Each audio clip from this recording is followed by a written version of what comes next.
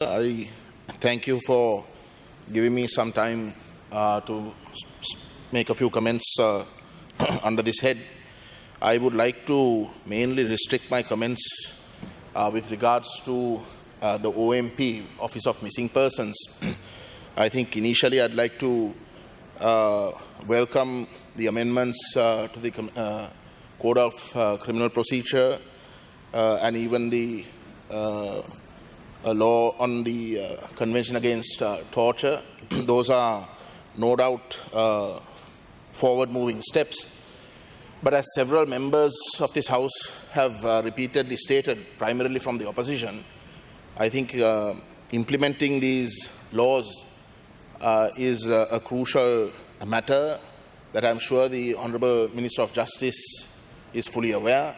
I mean, this is a country that has a legacy that passed the 17th Amendment to the Constitution, which is the supreme law of the country, and never implemented it when it came to the appointment of the Constitutional Council. At that time, it was a different president. She herself was involved in bringing the law, but eventually never appointed that Constitutional Council. And that was an amendment brought to the supreme law of the country, supposedly the Constitution. So I think there is a valid point made by the opposition members with regards to implementing these amendments. The legacy that this country has created, I think, is appalling on that matter, and as a result, there is grave doubt with regards to the credibility of the entire judicial system.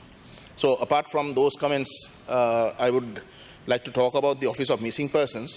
Honourable Presiding Member, the Office of Missing Persons and the Office of Reparations were created consequent to Resolution 30/1 in the UN Human Rights Council.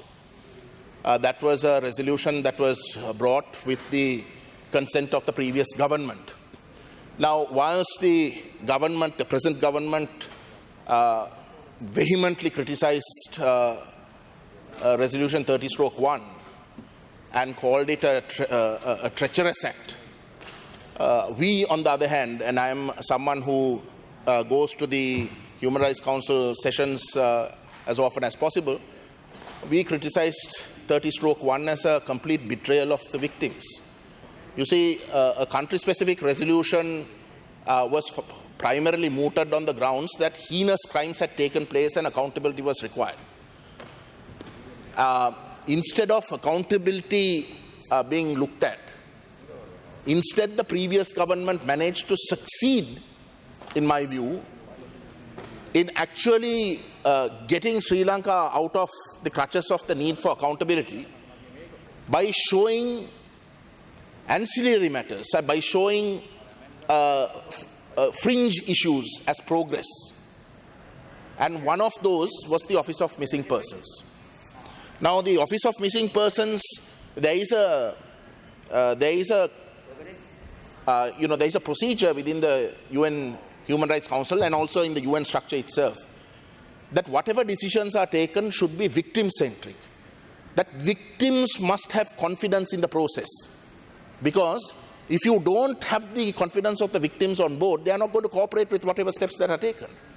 Now, the Office of Missing Persons was created when the victims had given so many recommendations. None of those recommendations were taken by the previous government, and the previous government ignored those recommendations in creating the Office of Missing Persons. And the victims of forcibly disappeared people have repeatedly complained that there is no credibility with regards to this office. And let me just very briefly read some of these complaints that they have in fact put forward in writing. How do you expect the OMP to bring justice?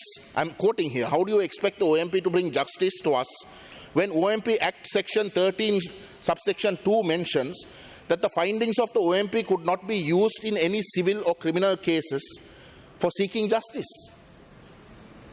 There is no transparency adopted to the selection of the commissioners for the OMP. Selections were made by the Constitutional Council, in which Sinhala politicians are also members, who repeatedly said that they will not allow any members of the security forces to face justice. Can OMP guarantee that alleged perpetrators will be brought before justice? Out of the 7 commissioners in the former senior security forces officer, how can we go to seek justice from him? Can the OMP take steps to remove his as its commissioner? Like that, they have listed so many, and so many valid doubts.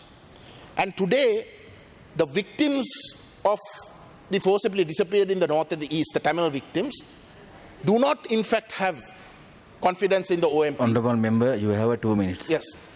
Do not have confidence in the OMP or in the Office of Reparations and are boycotting it. A vast majority of victims refuse to go before the OMP. So it is in that backdrop that the OMP was approved by the previous government in this House. And it is for that reason of window dressing, just to show the international community some progress being made, quote unquote, that these officers were created, and thereby the previous government managed to prolong the question of accountability for 6 years without any progress being made at all. And therefore, Honourable Presiding Member, it is not surprising that this government itself, the only officers that they are willing to hold on to, that was created by 30/1 resolution, being the OMP and the Office of Reparations. I think it is tragic, Honourable Presiding Member, that we still, after 12 years of war, cannot understand that grave crimes were committed against ordinary people, and that it is the duty of the state to protect their people, and that if in fact those crimes have been committed by the armed forces, then those must be prosecuted. That even 12 years after the war, knowing fully well, and these are responsible members who are holding office today, knowing fully well that crimes have been committed, that we just simply refuse to even go into it, I think clearly shows how tragic this country is. And quite honestly, for as long as this culture continues, we will only create and perpetuate a system of impunity.